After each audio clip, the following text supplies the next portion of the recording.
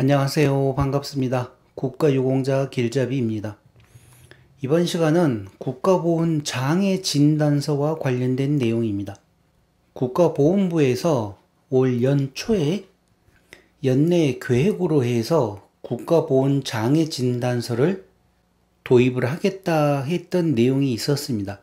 그래서 제가 이와 관련된 영상으로 1월 26일 날 제가 이 영상을 만들어서 업로드를 해드렸습니다. 이 전체적인 내용은 국가유공자나 보훈보상 대상자, 참전유공자 등 상급 종합병원 장애진단서, 그러면서 45개 상급 종합병원 명단을 제가 발표를 해드렸고, 그때 그 명단은 2023년 1월 기준으로 이 상급 종합 명단을 발표를 해드렸습니다. 그러면서 기존에는 신체검사 시 보훈병원에서 신체검사를 했던 내용을 이제부터는 이 장애진단서를 제출을 하게 되면 서면심사가 가능하다 하는 내용으로, 이 내용은 2023년 6월 17일부터 시행될 것이라고 이렇게 영상에 제가 설명을 드렸습니다. 또한 그러면서 그 다음 영상으로 상급 종합병원 진단서, 그러니까 이게 일반 진단서가 아니라 이게 시행되기 전까지는 일반 진단서로도 가능하고, 국가보훈장애 진단서가 시행을 되게 되면 또 어떤 주의사항이 있는가, 그 주의사항까지 제가 또 상세한 내용으로 설명을 해드렸습니다. 자, 이렇게 했던 내용들이 6월 17일 날 통과가 돼서 이제부터는 이 국가보훈장애진단서를 이용을 할 수가 있는데, 이 국가보훈장애진단서가 모든 분들이 다 사용할 수 있는 게 아닙니다. 우선은 등급이 있는 분들, 그러니까 국가유공자 중에서 공상군경, 전상군경, 그리고 공상공무원이나 재해부상공무원, 재해부상군경, 이렇게 보훈보상 대상자와 국가유공자만 이 국가보훈장애진단서를 이용한다고 나와 있습니다. 그러니까 고엽제 후유 의증인 경도장애나 중등도장애, 고도장애를 받고 계시는 분들은 기존과 똑같이 보훈병원에서 신체검사를 받습니다. 그리고 참전유공자가 질병이 생겨서 처음 등록을 할 경우에도 보훈병원에서 처음 신체검사를 받습니다. 그러니 이 모든 분들이 이 국가보훈장애진단서를 이용한다는 거 아니라는 거 꼭 참고를 하시기 바랍니다.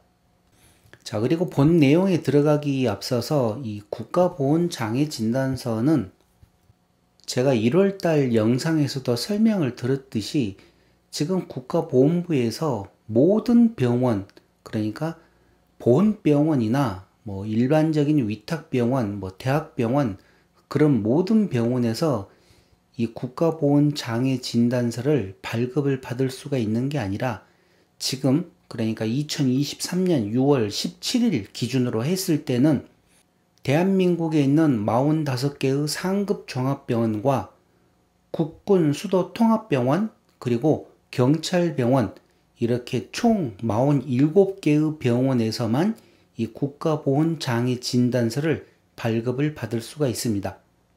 그러니 일반적인 대학병원이나 보훈병원에서 이 국가보훈장애진단서를 발급받을 수 없기 때문에 이와 관련된 내용 첫 번째로 기억을 하셔야 되고, 또 기존에 만약에 신체검사를 하시려고 하는 분들은 기존 방식대로 본인들 일반적인 병원이나 위탁병원 그 진단서나 소견서, 의료기록지 그대로 국가보훈처에 신청을 하면서 제출을 하시게 되면 일반적인 보훈병원을 이용한 신체검사를 받을 수가 있습니다. 다만 차이점은 기존과 똑같은 시간이 조금 많이 걸린다는 그런 문제입니다. 그런데 만약에 이 국가보훈장애진단서를 발급을 받아서 또 국가보훈부에서 요구하는 서류들이 몇몇 가지가 있습니다. 잠시 후에 제가 그 상세한 내용을 설명을 해 드릴 것인데, 그와 관련된 자료들을 제출을 하시게 되면 신체 검사 기간이 많이 단축이 됩니다. 그리고 굳이 보훈병원에 언제 와서 신체 검사 받아라, 그렇게 해서 또 거기까지 가고 그럴 필요 없이 국가보훈장애진단서만 제출을 하게 되면 이게 신체 검사를 대신한다는 내용입니다. 그렇기 때문에 이 영상 보시는 분들이 국가보훈장애진단서를 발급을 받아서 제출을 하면 당연히 좋겠죠. 좋지만 가장 큰 문제가 하나 있습니다.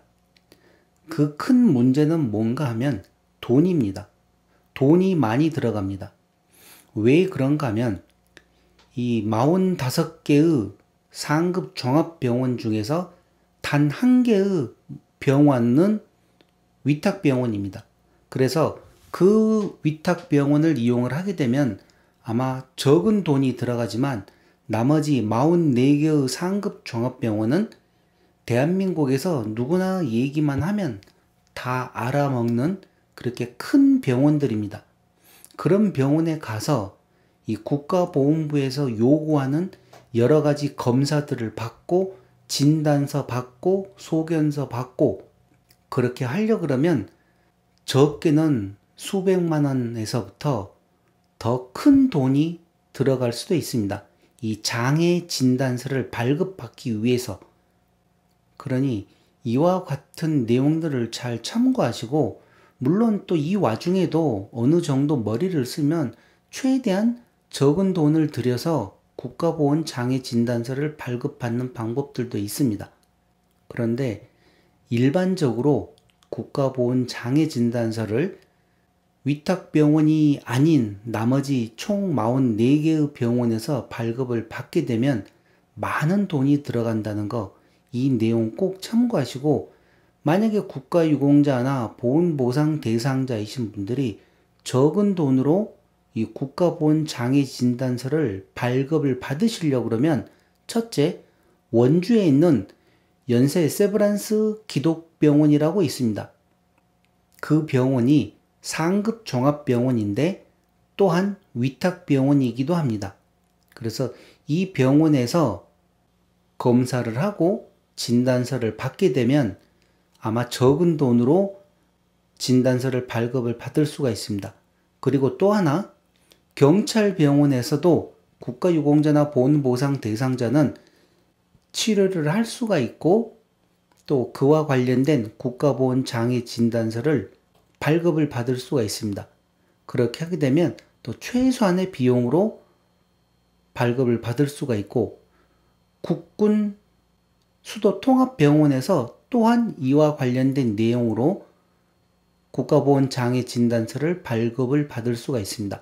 제가 잠시 후에 더 정확한 내용 설명을 해드리는데, 추가로 또 한 가지 알고 계셔야 되는 게, 이 병원에서 일반 병원에 가셔가지고도 일반 진단서를 끊게 되면 일반적인 병원들은 보통 진단서 하나에 10,000원을 줍니다. 그런데 이 국가보훈장애진단서 또한 별도의 요금을 내야 되기 때문에 이 내용은 알고 계셔야 됩니다. 무조건 위탁병원이라고 해서 공짜가 아니라는 소리입니다. 그러니 몇몇 가지 주의사항이 있다는 거, 이런 내용을 잘 아시기 바랍니다. 자, 제일 먼저 이 국가보훈장애진단서 제도라고 해서 이와 관련 안내 내용이 나왔는데, 여기에 보시게 되면 아마 좀 글씨가 작은데 국가보훈장애진단서 발급 의료기관 명단이라고 해서 2023년 6월 현재 이렇게 나와 있습니다. 강북 삼성병원, 건국대학교 병원, 경희대학교 병원, 고려대학교 의과대학 부속 구로병원, 삼성서울병원, 삼성대학교 병원, 연세대학교 의과대학 강남 세브란스 병원, 이화여자대학교 의과대학 부속 목동병원, 재단법인 아산사회복지재단 서울 아산병원, 중앙대학교 병원, 학교법인 고려중앙학원 고려대학교 의과대학 부속병원 안암병원입니다. 그리고 카톨릭대학교 서울 성모병원, 그리고 연세대학교 의과대학 세브란스 병원, 한양대학교 병원, 이 내용들은 지금 서울권에 있는 상급 종합병원입니다.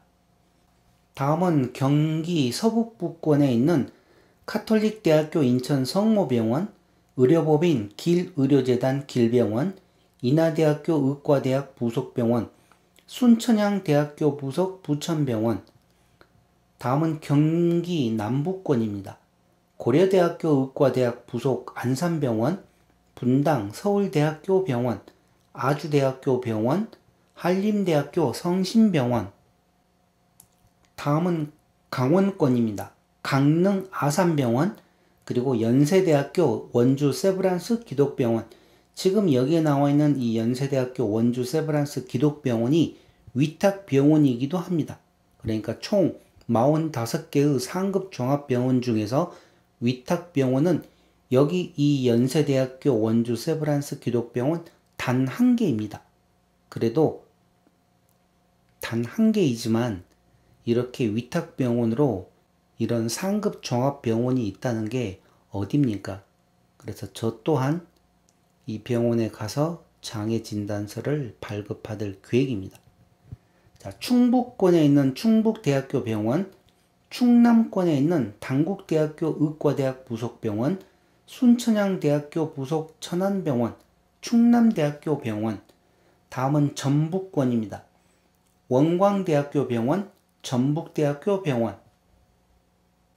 다음은 전남권입니다. 전남대학교 병원과 조선대학교 병원, 화순 전남대학교 병원. 다음은 경북권입니다.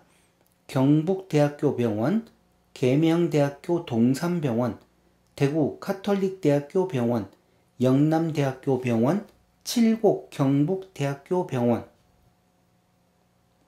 다음은 경남 동부권에 있는 동화대학교 병원, 부산대학교 병원, 양산 부산대학교 병원, 인제대학교 부산백병원, 학교법인 울산공업학원 울산대학교 병원, 경남 서북권에 있는 경상국립대학교 병원, 학교법인 성균관대학교 삼성 창원병원. 자, 그리고 서울에 있는 경찰병원, 그리고 경기도에 있는 국군수도병원입니다. 경찰병원은 서울특별시 송파구 송이로에 있는 국립경찰병원을 말하는 것이고, 그러니까 가락동이죠. 다음 국군수도병원은 경기도 성남시 분당구 새마을로에 있는 국군수도병원. 이렇게 해서 총 이 두 가지 병원을 합해서 47개 병원에서만 국가보훈장애진단서를 발급을 해줍니다. 그러니까 이 병원 외에 가서 국가보훈장애진단서를 발급을 받을 수가 없습니다. 2023년 7월까지는, 아직까지는, 그러니까 이게 나중에 또 어느 시간이 지나서 일반적인 대학병원이나 뭐 종합병원, 그런 다른 병원까지 이게 확대가 될지는 모르겠지만, 물론 계획은 있습니다. 확대할 계획은. 그러나 지금 국가보훈부에서 지정한 병원은 여기 총 47개 병원이라는 거 꼭 좀 기억을 하시기 바랍니다. 이렇게 얘기를 드리는데도 일반 보훈병원이 되냐, 어느 병원이 되냐, 자꾸 그렇게 물어보는데 영상을 제대로 이해를 하시기 바랍니다. 이 47개 병원 이외에서는 국가보훈장애진단서 발급을 할 수가 없습니다.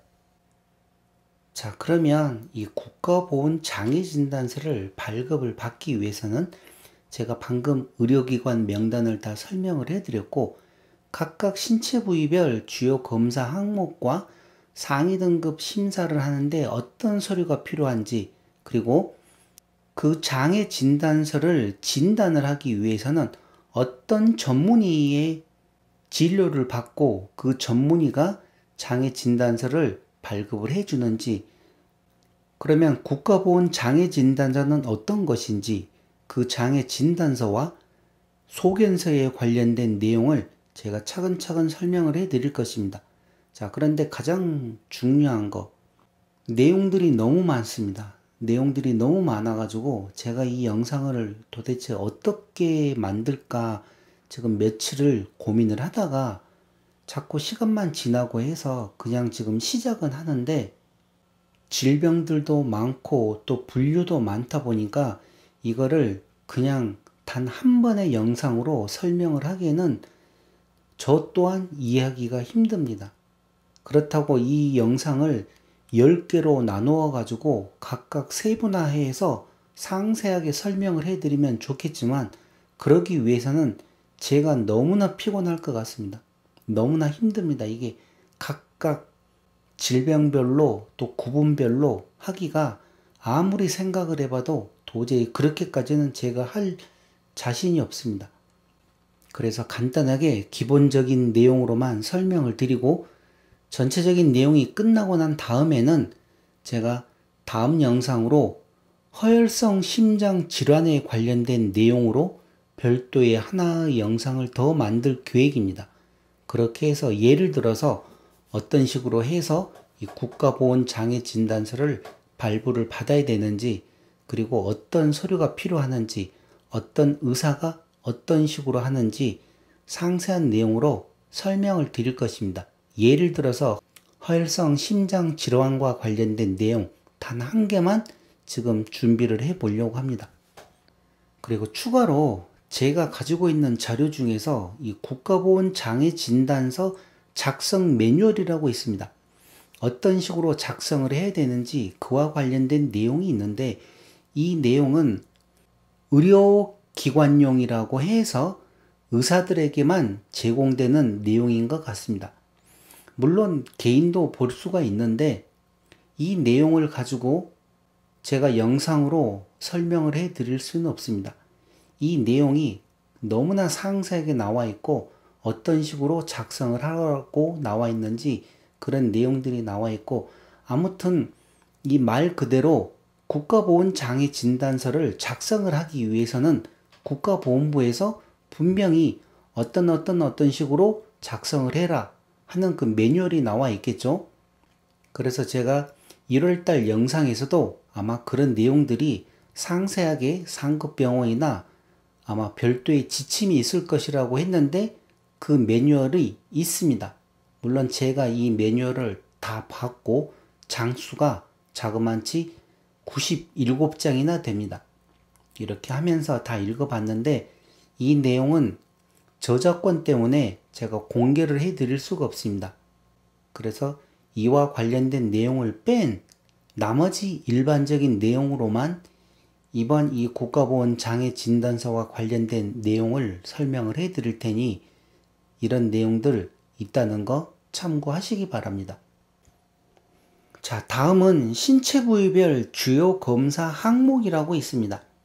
예를 들어 눈의 장애, 그리고 귀의 장애, 코의 장애, 이부 장애, 그 다음에 각각 이렇게 장애별로 구분이 되는데, 예를 들어서 이 눈의 장애, 이 내용은 그냥 넘어가고, 이 눈의 장애를 보시게 되면 시력, 시야 결손에서 구비서류라고 해서 장애진단서, 소견서, 검사기록지, 진료기록지, 진단 전문 의사, 의사는 안과 전문의가 이와 같은 내용을 다 작성을 해야 되고, 여기 장애진단서를 보시게 되면 공무 관련성, 고엽제 후유증 인정 질병명, 진단명, 각종 검사 소견, 장애 상태, 진단 소견 등을 구체적으로 기재하라고 나와 있습니다. 물론 제가 나중에 이 장애 진단서 다시 정확하게 보여드릴 것입니다. 그 장애 진단서에 이 안과 전문의가 이런 상세한 내용을 작성을 해야 되고, 또 다음 소견서에는 눈의 장애 소견서, 그렇게 해서 규정 서식을 사용하라고 나와 있습니다. 그 내용은 그 의료기관용 작성 매뉴얼에 또 나와 있고, 이렇게 하면서 최대 교정 시력, 굴절력, 공인된 시야계로 측정한 시야 제한 정도, 복시증, 진단 소견, 기재라고 나와 있습니다.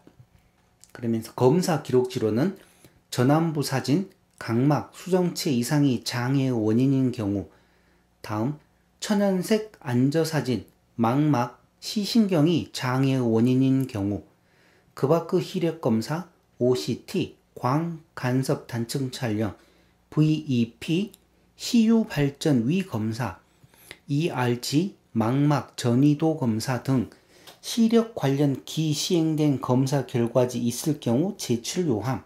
그러니까 이와 관련된 시력 검사한 내용이 있으면 그 내용도 포함해서 검사 기록지에 같이 제출하라고 나온 거고, 또 당뇨병을 갖고 계신 분들은 당뇨병성 망막 합병증으로 해서 안저 검사를 하고 최대 교정 시력 측정, 나은 시력 함께 기재를 하라고 나와 있습니다.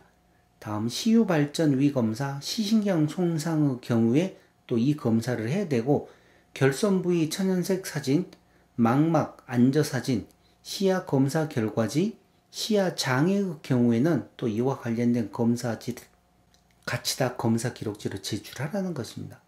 이렇게 하고 또 진료 기록지도 제출을 해야 됩니다.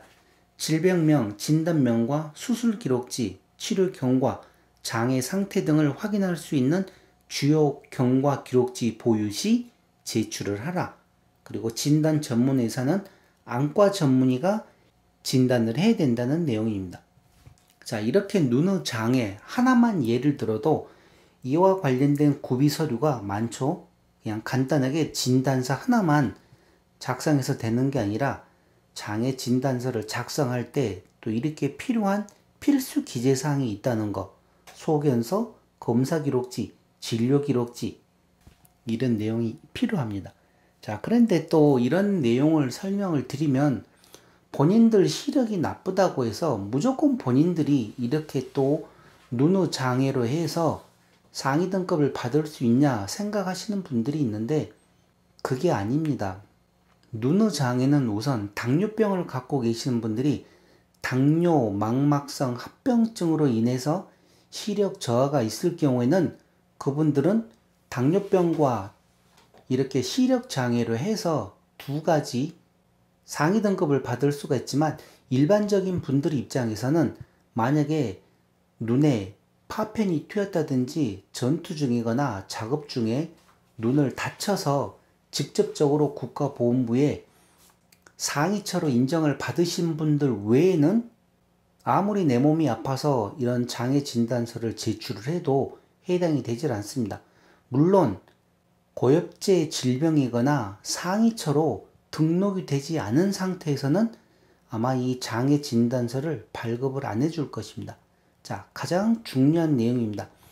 아무리 내 몸에 여러 가지 질병을 가지고 있어도 그 질병이 국가보훈부에 등록이 되어 있는 질병에 한해서만 장애 진단서를 발급을 받을 수가 있습니다. 예를 들어 저 같은 경우 지금 상위처로 척추가 인정을 받고 있습니다.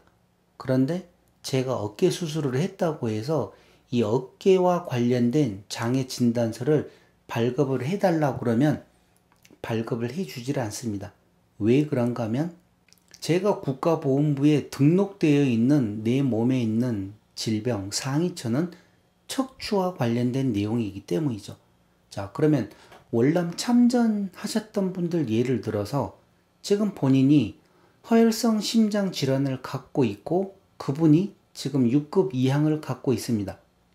그런데 이분이 병원에 와서, 이 상급 병원이죠. 상급 병원에 와서 허혈성 심장 질환과 관련된 여러 가지 검사를 하고 허혈성 심장 질환과 관련된 국가보훈 장애 진단서를 발급을 해달라 그러면 당연히 발급을 해줍니다. 그 모든 기록에 의해서. 그런데 이 허혈성 심장 질환을 가지고 계신 분이 당뇨병도 있습니다.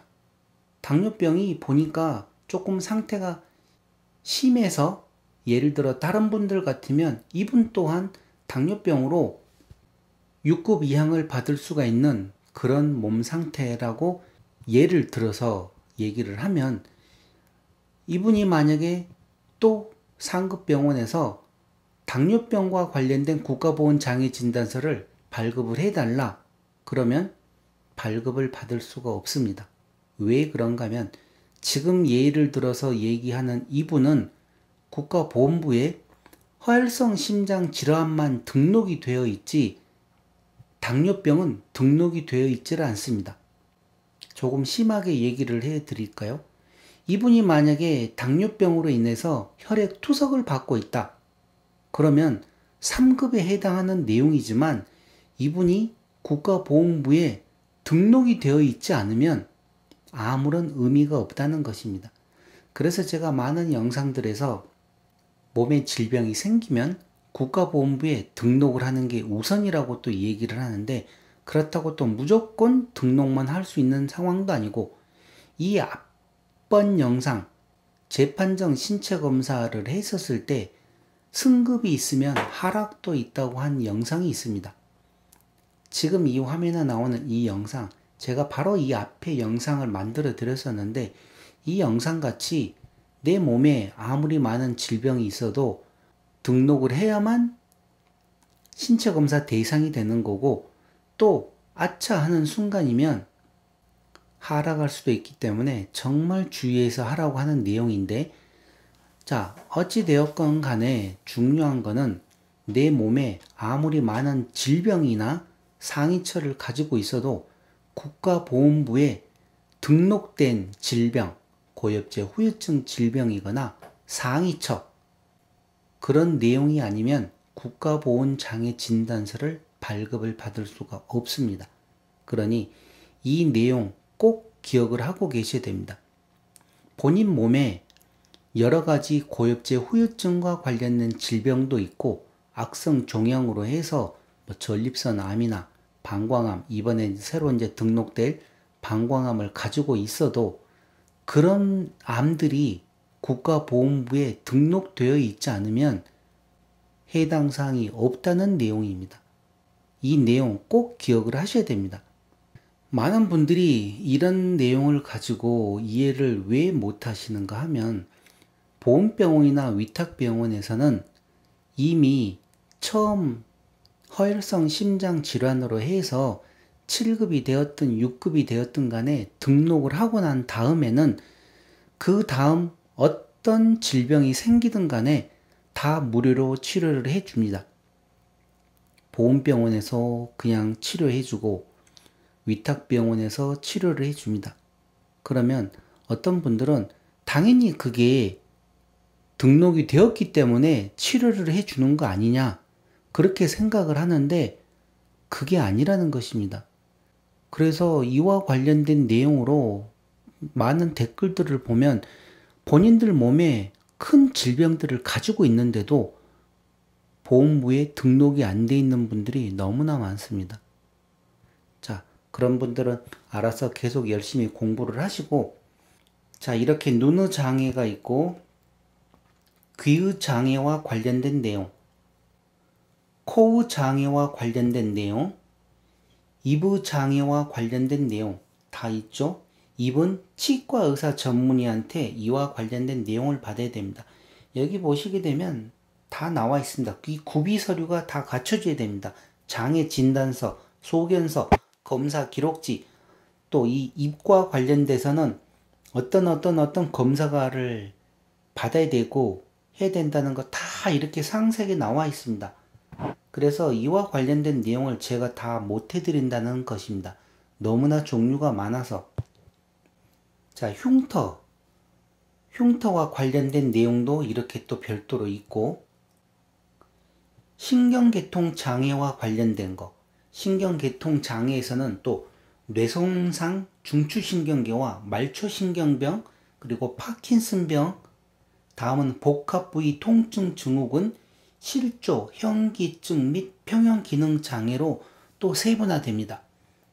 이렇게 각각 장애진단서, 소견서, 검사기록지, 진료기록지, 진단 전문 의사 각각 나와 있죠.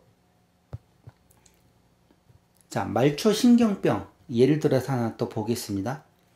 장애진단서에는 주요 입원, 외래 치료 내역, 수술 기록, 검사 소견, 장애 상태 등을 구체적으로 기재하게끔 되어 있고, 소견서에는 신경계통 장애 소견서, 규정 서식을 사용하라고 나와 있습니다. 상지 및 하지의 근위축과 근약증 소견을 상세히 기재하고, 검사 기록지에는 근전도, 신경전도 검사 결과지, 상하지 천연색 사진, MMT, 도수 근력 검사입니다. 이런 근전도 검사와 근 위축에 관련된 것, 근약증 유무 및 자세한 감각 신경 검사를 포함한 이학적 검사 결과지, 이것도 제출을 해야 되고, 진료 기록지, 진단 및 검사 소견을 확인할 수 있는 입원, 외래 의무 기록지 보유 시 제출하라고 나와 있습니다. 자, 말초신경병을 진단할 수 있는 전문 의사는 재활의학과나 신경과 전문의가 이와 관련된 진단을 해야 됩니다. 자, 그러면 또 여기서 이제 뭐가 중요한가 하면 각각 질병별로 전문의가 따로 있습니다. 예를 들어 이렇게 말초신경병에는 분명히 재활의학과 전문 의사나 신경과 전문의 의사로 이렇게 딱 나와 있습니다. 이 규정이. 그런데 말초신경병을 만약에 내과 의사나 외과 의사, 정형외과 의사한테 가서 만약에 이렇게 진단서를 받는다. 그러면 말이 안 되지 않습니까? 만약에 내 아들이나 내 친척이 소아과에 있다. 뭐 정형외과에 있다. 그래서 그 의사한테 가서 이와 관련된 내용으로 작성을 해달라 그러면 국가보건부에서 인정을 안 해준다는 내용이죠. 그래서 이 진단 전문 의사가 따로 또 있습니다. 자, 이렇게 해서 파킨슨병도 있고 여러 가지 또 내용도 알아봤고, 정신계통 장애로 해서 또 이렇게 구분이 됩니다. 정말 복잡합니다. 이 내용 보면서 며칠을 제가 보면서 시작하기가 겁이 납니다. 도대체 이 시간이 얼마나 걸려야 될지도 모르겠고, 이런 내용 하나하나 상세하게 설명을 해드리려고 보니 제가 먼저 지쳐버리겠습니다. 그래서 그냥 며칠 지금 기다리다가 도저히 안 되겠다, 간단하게라도 해드리자 해서 지금 하는데, 이 흉복부 장기 장애 관련돼서는 또 종류가 많습니다. 호흡기 질환, 심장 질환, 여기 보시게 되면 신장 질환, 방광 장애 이렇게 나누어져 있는데, 제가 다음 내용으로 심장 질환과 관련된 내용을 별도의 영상으로 하나 설명을 해 드릴 것입니다. 그리고 지금 여기 신장 질환과 방광 장애 같은 경우, 방광은 뭐 전립선암이나 방광암과 관련된 내용이고, 신장 질환은 당뇨병과 관련된 내용입니다. 이 당뇨병과 관련된 내용, 신장 질환을 한번 보시게 되면 장애 진단서로는 진단명, 최초 투석일, 3개월 이상 지속적으로 혈액 투석 또는 복막 투석 사항, 신장 이식 사항 등 구체적으로 기재하라고 나와 있습니다. 장애 진단서에. 소견서에는 흉복부 장기 장애 소견서, 규정 서식을 사용하라고 나와 있고, 검사 기록지에는 당뇨 합병에 의한 신기능 손상의 경우 2주 이상 간격으로 실시한 이외의 소변 검사와 혈액 검사 결과지, 또 혈액 또는 복막 투석 기록, 동정맥류 수술 기록, 이런 검사 기록지를 제출하라고 나와 있고, 진료 기록지에는 최근 3개월분 투석 기록지나 신장을 이식받은 자는 이식 수술 기록지를 제출하라고 나와 있습니다. 그리고 진단 전문 의사는 내과 전문의, 또 그 중에서 신장분과라고 별도의 전문 의과가 있습니다. 신장분과. 그러니까 어떤 데서는 그냥 신장내과라고 해가지고 또 과가 따로 있습니다. 그 신장내과에서 이 신장 질환과 관련된 내용으로 당뇨병 같은 거는 이런 서류가 필요하다는 내용입니다. 자, 다음은 체간의 장애입니다. 체간의 장애는 척추 기능 및 변형 장애를 나타내는 것입니다.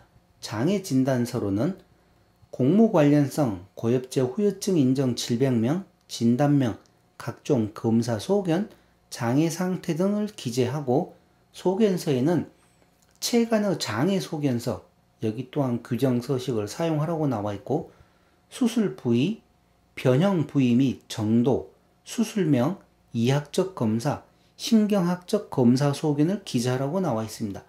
검사 기록지에는 일반적인 공통으로, 그러니까 기능이나 변형 똑같이 수술 기록지, 근전도 검사, 수술 전과 후의 MRI 영상 자료, 그리고 기능 장애일 경우에는 척추 고정된 분절 확인이 가능한 엑스레이 또는 CT, 그리고 MMT는 도수 근력 검사라고 별도에 있습니다. 그 내용을 제출을 해야 되고, 변형 장애로 등급을 받으시려고 하는 분들은 척추 엑스레이나 기타 체간고르 경우는 변형 확인이 가능한 천연색 사진을 제출하라고 나와 있습니다. 그리고 진료 기록지로는 질병명, 진단명과 수술 기록지, 치료 경과, 장애 상태 등을 확인할 수 있는 주요 경과 기록지 보유 시 제출하라고 나와 있습니다. 진단 전문 의사는 척추와 관련된 것은 대부분 정형외과인데, 특히 또 이렇게 신경외과나 재활의학과 전문의도 가능합니다. 그리고 정형외과 전문의, 이렇게 해서 척추와 관련된 장애 진단을 받으려 그러면 이와 관련된 구비 서류가 필요하다는 내용이죠. 자, 다음은 이렇게 또 팔다리 장애라고 또 있습니다. 상하지 관절 장애, 그 다음에 동요 관절, 절단, 단축 및 변형 장애로 해서 또 구분이 됩니다. 각각 장애 진단서 내용들이 다 다릅니다. 제출해야 되는 서류들이. 그리고 악성 종양과 관련된 또 심사 구비 서류가 있습니다. 이렇게 해서 총 10가지 이렇게 구분이 나누어지는데, 의료기관용에서 나와 있는 작성 매뉴얼을 보면 거기에는 더 상세하게 나와 있습니다. 그래서 그와 관련된 거 구입해서 보실 수 있는 분들은 또 본인들이 구입을 해서 보시고, 제가 저작권 문제 때문에 그 내용은 보여드릴 수도 없고 영상에서 설명을 해 드릴 수도 없습니다. 그러니까 그와 관련된 내용은 그런 게 또 있구나 하는 내용 참고하시기 바랍니다. 자, 다음은 이제 국가보훈장애 진단서를 발급을 받기 위해서는 가장 중요한 그 진단 전문의와 관련된 내용이 있습니다. 제가 방금은 간단하게 그냥 쓱 이제 그 전체적인 구분만 하면서 몇 가지 예를 들었는데, 지금 여기서는 제가 이 전체적인 진단 전문의 내용을 다 불러드리겠습니다. 자, 상위 판정된 신체검사 시행세 측 별표 6으로 이 내용이 지금 나와 있습니다. 눈의 장애, 안과 전문의에서 이 진단을 받아야 되고, 귀와 관련된 거는 이비인후과 전문의, 그리고 귓바퀴 결손 장애는 이비인후과, 피부과, 성형외과 전문의, 이렇게 또 구분이 됩니다.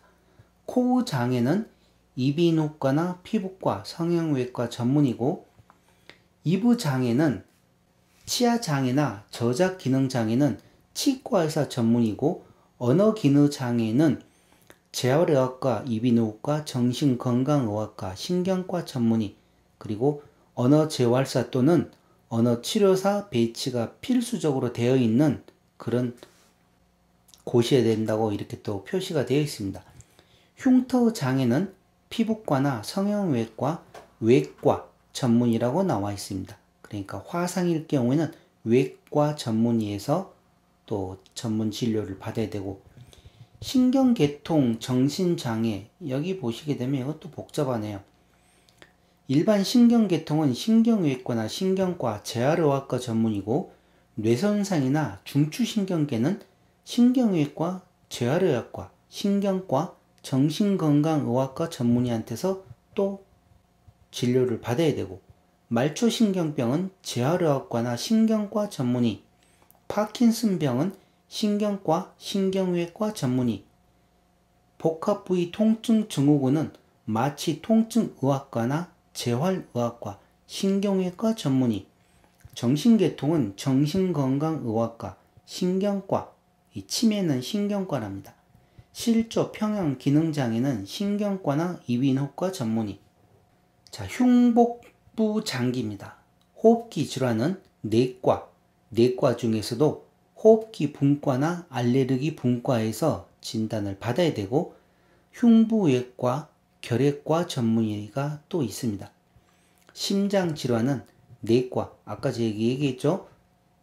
순환기 분과, 흉부외과 전문의, 신장질환은 신장내과나 일반 내과 전문의, 방광장애는 내과와 신장분과, 여기도 똑같이 신장내과라고도 하기도 합니다. 비뇨기의학과 전문의, 폐암이나 악성종양은 내과 전문인데 그 내과에서 또 혈액종양분과와 호흡기 분과로 구분이 됩니다. 그래서 각각 어떤 종양이야 따라서 이렇게 전문의를 찾아서 확인을 해야 되고, 만약에 긴가민가하다 그럴 경우에는 국가보건부 상담센터로 전화를 하셔가지고 내가 어떤 악성 종양인데 어떤 과에서 진료를 받아야 되는지 그런 내용을 정확하게 알고 하시기 바랍니다. 자, 그런데 잠깐 여기서 일반적인 병원에서 진단서를 받는 게 아니라 지금 이 내용들은 모두 다 국가보건 장애 진단서를 받기 위해서 그 상급 병원에 갔을 때 어떤 과를 선택할 것인지 그 내용을 지금 설명을 해 드리는 것입니다. 물론 일반 병원에서도 이와 관련된 과를 가시는 게 좋지만 지금 이 영상은 국가보건 장애 진단서를 어떻게 발급을 받고 어떻게 이용을 할 것인지 그와 관련된 내용이기 때문에 이런 내용 혼동하지 마시기 바랍니다. 자, 그리고 체간의 장애, 척추 변형 기능 장애는 신경외과, 재활의학과 전문이고 그 밖의 체간골은 신경외과, 정형외과, 재활의학과 전문이라고 나와 있습니다. 팔, 손가락이나 다리, 발가락은 결손 및 기능 장애는 정형외과 전문이고 변형이나 단축 장애는 정형외과 전문이라고 나와 있습니다. 자, 이렇게 해서 국가보건 장애진단서 진단 전문의와 관련된 내용도 살펴보았고, 이제부터는 자, 가장 중요한 국가보건 장애진단서가 이렇게 별지로 나와 있습니다. 국가유공자 등 예우 및 지원에 관한 법률 시행규칙 별지 제9호 서식이라고 해서 제가 가장 걱정했던 게 1월 26일 날 이 영상을 만들어 드리면서 만약에 그렇게 하려 그러면 이와 같은 장애 진단서가 있어야 되는데 과연 그 장애 진단서를 6월 17일 날 만들어내고 또 그와 관련된 매뉴얼을 각 상급 병원에 다 배포를 해서 교육이 이루어질까, 그 내용을 제가 정말 걱정을 많이 했었습니다. 영상을 만들어 드리면서. 그런데 이와 관련된 그 부처에서 담당 직원들이 발빠르게 준비를 해서 6월 17일 이후부터 이와 관련된 장애 진단서를 발부받을 수 있다고 하니 이 영상 보시고 바로 본인들이 지금 혹시 치료하고 있는 상급 병원이 있거나 경찰병원, 국군수도병원을 가실 계획이 있으시면 이와 관련된 국가보건 장애 진단서를 발부를 받으시기 바랍니다. 그리고 추가로 준비 서류는 조금 전에 제가 계속 불러드렸던 그와 관련된 내용입니다. 자, 그러면 먼저 이 장애 진단서와 또 소견서가 있는데 그 소견서까지 해서 마저 계속 불러드리겠습니다. 국가보건 장애진단서 장애진단 대상자에 보면 성명과 주소 작성하게끔 돼 있고 생년월일, 그 다음에 이제 본인이 이렇게 의사가 이걸 작성을 하면서 국가유공자증을 요구를 합니다. 과연 이 사람이 국가유공자가 맞는지 그렇게 하기 때문에 병원에 가실 때 국가유공자증을 꼭 가시고 가셔야 됩니다. 그래서 이렇게 확인 완료라는 곳에 체크를 해야만 되는 것입니다. 주소 전화번호 작성하고 전상 공상 등 내용을 작성을 합니다. 여기에 국가보건부에 등록되어 있는 고엽제 질병명이나 아니면 상위처와 관련된 질병명이 다 작성이 될 것입니다. 그러면서 언제 부상을 입었는지, 언제 발병이 되었는지 그 내용 작성하고, 그러니까 우리가 일반적으로 이렇게 생각하시면 되죠. 국가보훈부에 가서 신체검사 받으려고 그러면 신체검사 신청 그 작성란에 이와 똑같은 내용들이 작성됩니다. 그런데 이 국가보훈장애진단서에도 이와 관련된 전상이냐, 공상이냐, 또 부상은 언제 입었고 질병은 언제 발병했는지 이 내용이 꼭 이렇게 포함됩니다.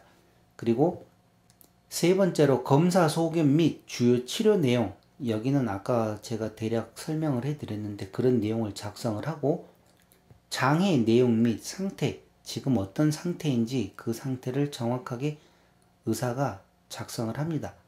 그리고 이 내용을 보시게 되면 국가유공자 등 예우 및 지원에 관한 법률 제6조 제3항, 제6조 3 제8항 및 같은 법 시행규칙 제7조에 따라 이와 같이 장애 상태를 진단합니다. 그리고 의료기관 명칭, 의료기관 주소, 직인을 찍고 장애진단 의사 성명이 누군지 사인하고 의사 면허번호, 전문의 자격번호, 전문의 과목까지 이렇게 상세하게 작성을 하게끔 되어 있습니다. 국가보훈장애진단서를 발급을 받기 위해서는. 이렇게 하고 여기 첨부 서류에 보게 되면 소견서 일부, 그 다음에 진료기록부 일부, 그 다음에 이제 국가보훈장애진단서에 기록된 장애 상태를 확인할 수 있는 서류나 국가보훈부 장관이 질병별로 정하여 고시하는 서류 각 일부, 그러니까 일반적인 뭐 사진, MRI 뭐 여러 가지 그런 서류들을 첨부하라고 나와 있습니다. 자, 그런데 이 내용을 제가 마저 설명을 해 드리겠습니다. 유의사항 및 작성 방법으로 해서 국가보훈장애진단서는 장애진단 대상 분야 전문의가 작성하고 서명 또는 날인해야 합니다. 대상 분야가 2개 이상인 경우에는 각각 해당 분야에 대하여서 작성합니다. 자, 이 내용 같은 경우 고엽제 후유증으로 만약에 허혈성 심장 질환을 가지고 있고 당뇨병도 가지고 있다. 근데 이 두 가지가 다 국가보훈부에 등록되어 있는 질병이다. 그러면 한 의사한테서만 진단서를 받을 게 아니라 당뇨병과 관련된 진단서도 받고 허혈성 심장 질환과 관련된 진단서도 각각 받으라는 내용입니다. 이 1란에는 진단 의사가 직접 진단 대상자와 대면하여 그 인적사항을 신분증, 주민등록증, 기간 만료 전 여권, 운전면허증, 공무원증, 공립대학 학생증, 군무원증, 건강보험증, 외국인 등록증 등 국가공인신분증을 말하며 진단 대상자가 미성년자인 경우에는 학생증 등으로 신분을 확인할 수 있는 신분증으로 대체 가능하다고 나와 있습니다. 자, 이렇게 직접 신분증을 확인해 줘야 된다는 내용이고, 3. 이 란에는 국가보훈부 장관이 정하는 질병 분류에 따른 질병명을 적습니다. 4. 3란에는 치료기간, 치료경과, 수술명 및 수술일을 포함하여 적습니다. 그러니까 지금 요 위에 보시면 이렇게 신분증 통한 확인란 2. 질병명 3. 검사 소견 4. 장애 내용 어떻게 작성하라는 그런 작성 방법이 요 아래에 이렇게 나와 있습니다. 자, 5. 4란에는 임상 증상 등 장애 상태를 적고 필요한 경우에는 도표나 그림으로 표시합니다. 다만 상위 등급은 적지 않습니다. 이렇게 해서 국가보훈장애진단서가 나와 있고, 이제 또 추가로 눈 장애 소견서라고 나와 있습니다. 처음에 제가 불려드렸던 그 주요 검사 항목이나 뭐 상위 등급 심사 구비 서류와는 다르게 이제 그 진단서와 이 소견서도 같이 제출을 해야 되는데 이 내용이 또 복잡합니다. 그러니까 그만큼 정확하게 모든 것을 다 검사한 기록이 이렇게 나와 있는 것입니다.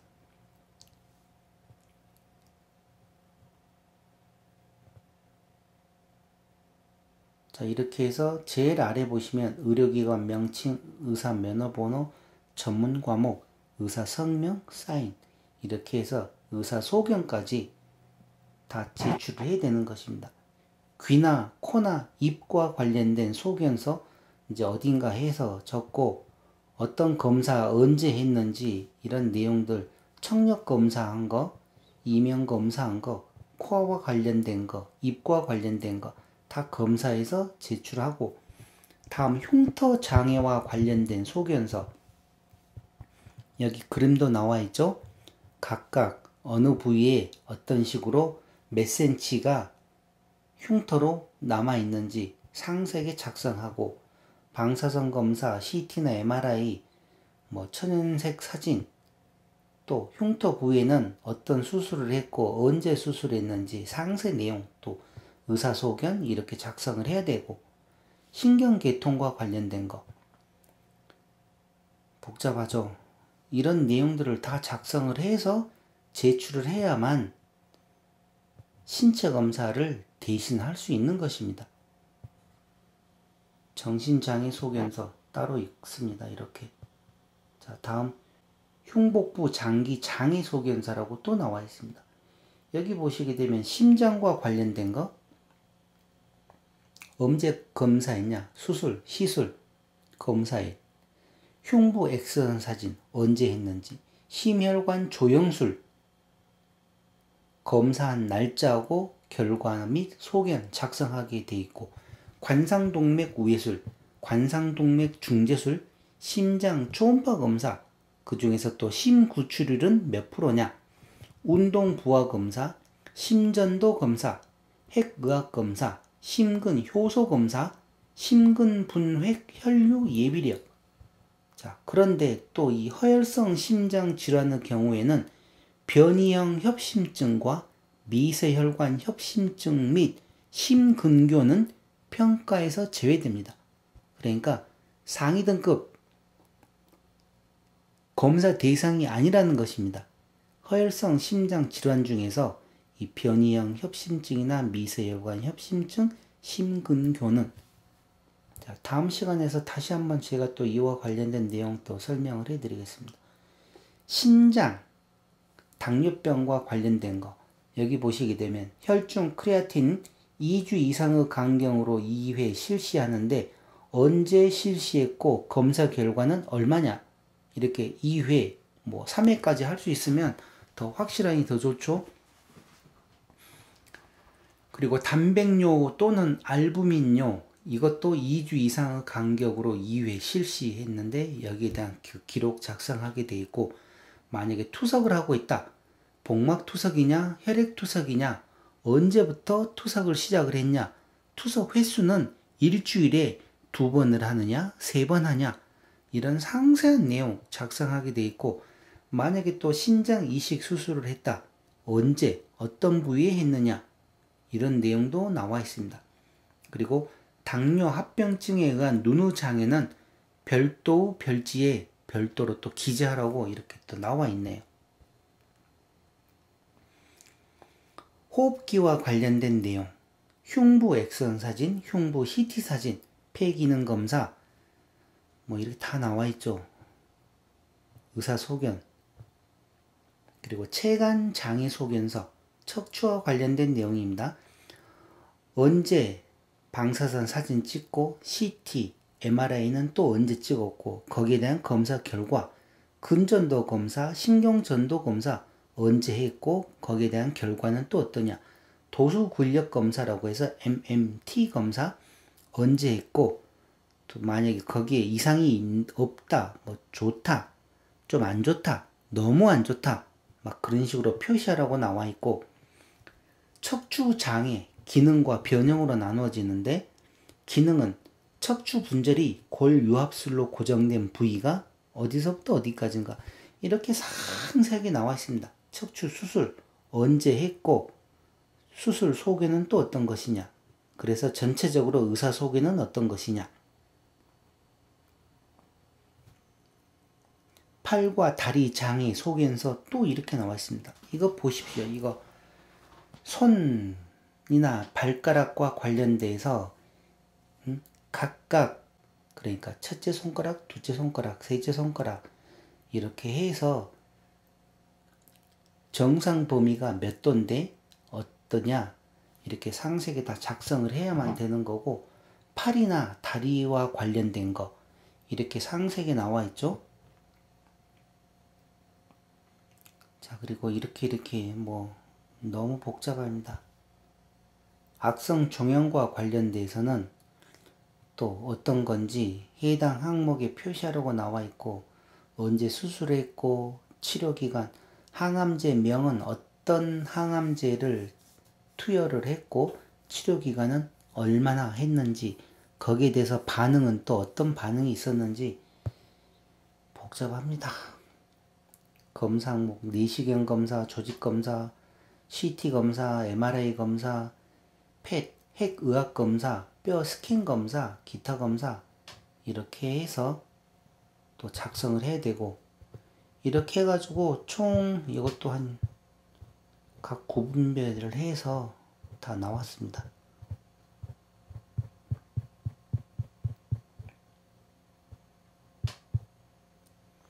자, 이렇게 해서 국가보훈장애진단서와 각각 부위별로 소견서와 관련된 내용 제가 또 설명을 해드렸습니다.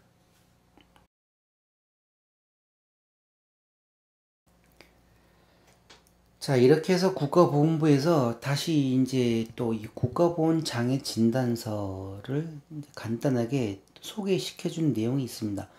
본인 희망에 따라 국가보훈장애진단서를 제출할 경우에 보훈병원 신체검사를 생략하고 보훈심사위원회에서 상위 등급을 심사한다.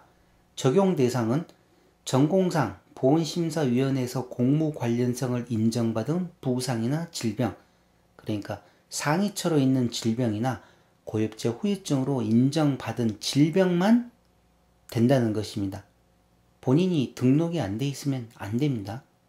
그리고 고엽제 검진에서 인정받은 고엽제 후유증 질병, 발급 병원 나와 있습니다. 상급 종합병원, 보건복지부 장관 고시한 그 45개의 상급 병원과 국군 수도병원, 경찰병원, 장애진단서는 본인 선택 사항이므로 신청인 비용 부담 원칙을 적용한다고 나와 있습니다.